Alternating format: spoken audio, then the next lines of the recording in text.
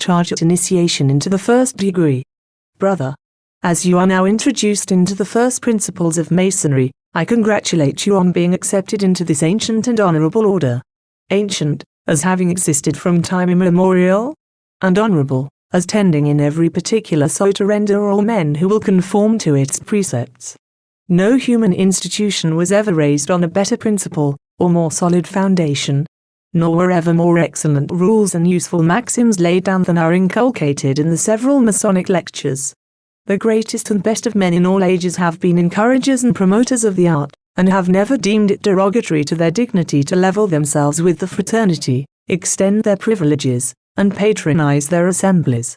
There are 3 great duties, which, as a Mason, you are strictly to observe and inculcate.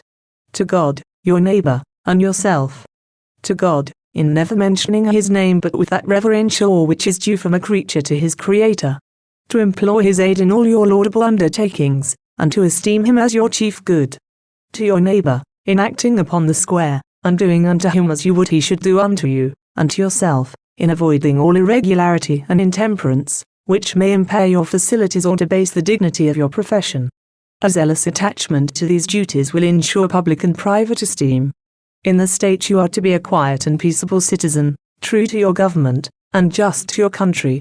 You are not to countenance disloyalty or rebellion, but patiently submit to legal authority, and conform with cheerfulness to the government of the country in which you live. In your outward demeanor be particularly careful to avoid censure or reproach.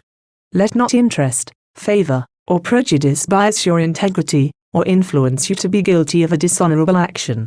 And although your frequent appearance at our regular meetings is earnestly solicited, yet it's not meant that Masonry should interfere with your necessary avocations, for these are on no account to be neglected.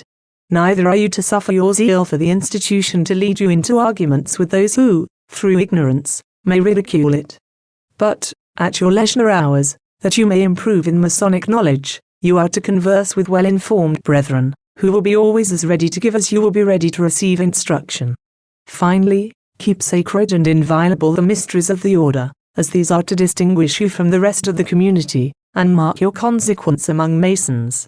If, in the circle of your acquaintance, you find the person desirous of being initiated into Masonry, be particularly careful not to recommend him, unless you are convinced he will conform to our rules, that the honor, glory, and reputation of the institution may be firmly established, and the world at large convinced of its good effects.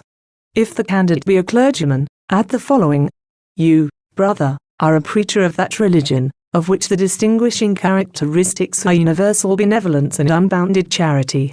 You cannot, therefore, but be fond of the order, and zealous for the interests of Freemasonry, which, in the strongest manner, inculcates the same charity and benevolence, and which, like that religion, encourages every moral and social virtue, which introduces peace and goodwill among mankind, and is a center of union to those who otherwise might have remained at a perpetual distance.